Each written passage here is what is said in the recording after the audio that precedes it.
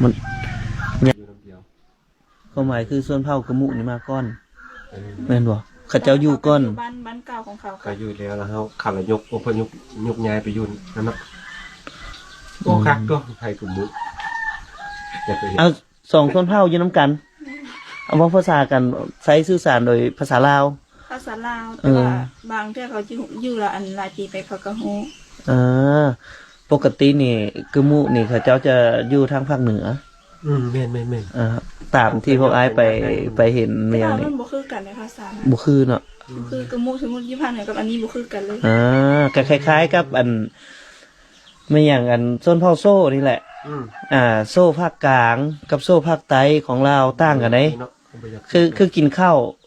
ทางอันขม้วนนี่จะว่าอันเมียงก็อันจะว่าทางพูนผัดจะโดยสินะต่างกันประมาณนั้นข้าวตำข้าวน้ำแบบนี้กี่ข้าววันนครไม่กี่ข้าวว่ามึงบ่ว่ามึงนี่บ่ว่าแต่สลาย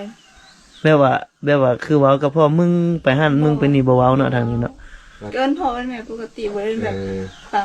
บางคนเขาเอิ้นอ้อมีแต่นี่แต่น้องนี่จะมาเว้าลาวหลายก็ลูกซ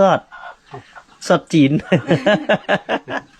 FC ว่าซอดจีนนะที่จริงบ่แม่นเนาะเป็นคันสิว่าแหละก็เป็นไต้แม่นแต่ว่าก็บ่ถึงขั้นว่าเป็นแม่นออริจินอลแม่นดั้งเดิมนะเป็นแม่นโซนเผ่าแม่นแท้ๆนะเดี๋ยวให้น้องกันนะซะให้น้องมาเบิ่งหัวเข้าเพิ่นจังหน่อยเฮามาเฝ้าหลายแล้วเข้าบ่สุกจักเทื่อหนาวแล้วบ่เป็นบ่กันนี่หนาวแล้วสุกอยู่นะน่าจะสุกแล้ว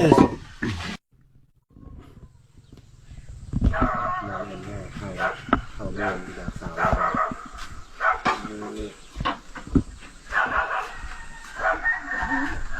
ลงบ่ได้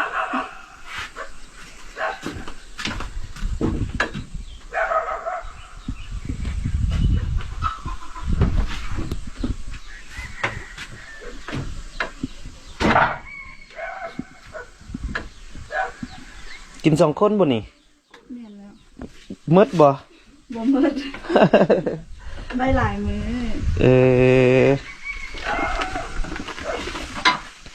อยู่ง่ายกินง่ายอยู่ง่ายแบบสิกะพ่อแม่ก็สิคือสิเลี้ยงง่ายอยู่น่ะเรียนอยู่รักษาสักปีตั้งแต่ม.2 ฮอดม.5 หลายปีแล้วโอ้ม.2 ฮอดม.5 4 ปีปาโตอยู่พุ่นไปอยู่น้ำพุเลยอยู่น้ำปูแม่แล้วพ่อเพิ่นเป็นคนทางนั้นเด้พ่อเพิ่นเป็นคนทางรักษาก็เลยได้มีโอกาสไปอยู่พุ่นแต่เพิ่นว่าเรียนจบแล้วเพิ่นสิไปเป็นทหารบ่แม่นล่ะยัดให้ไปเป็นทหารสิเป็นสาวแพทย์โอ้ไอ้ว่าถ้าน้องเป็นแพทย์นี่ถ้าประจำอยู่สุขศาลาเขตนอกนี่ผู้บ่าวก็สิเป็นไข้ดุขนาดเนาะผู้บ่าวน่าจะเป็นไข้ดุแฮงเลยแหละยามใดก็จะเข้าแต่สุขศาลานะบ่มีหยังก็ไปเบิ่งสาวแพทย์ซื่อๆประมาณนั้นอันนี้ก็น่าจะเป็นวิถีชีวิตประจำวันของน้องเลยแหละเนาะแต่ละมื้อตอนแรกก็นึ่งอีกเหมือนบ่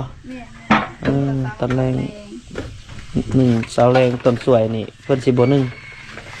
อาจจะเวลาสั้นได้แล้วก็เข้ามันอาจจะยังบ่ทันได้เย็นแฮงยังพอกินได้เนาะน้องโอ้เข้าให้บ่นี่ล่ะเบิ่งเม็ดมันเป็นอะไรเยอะๆอยู่ก่อเนาะเข้าปีนี้บ่เข้าปีนี้บ่นี่หมูไม่เข้าหมอมาหมูเข้าปีนี้บ่ บทตอบหมู่อายและหมู่ก็เอาอันนี้ก็วิถีชีวิตของน้องนะเดี๋ยวให้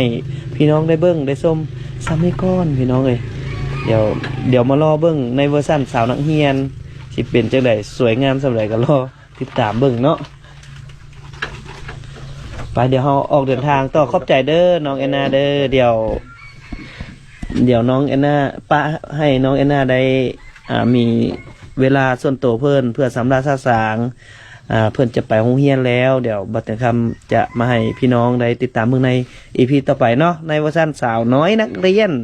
สาวม.7เดี๋ยวเอาไปกันเด้อไปก่อน บ๊ายบาย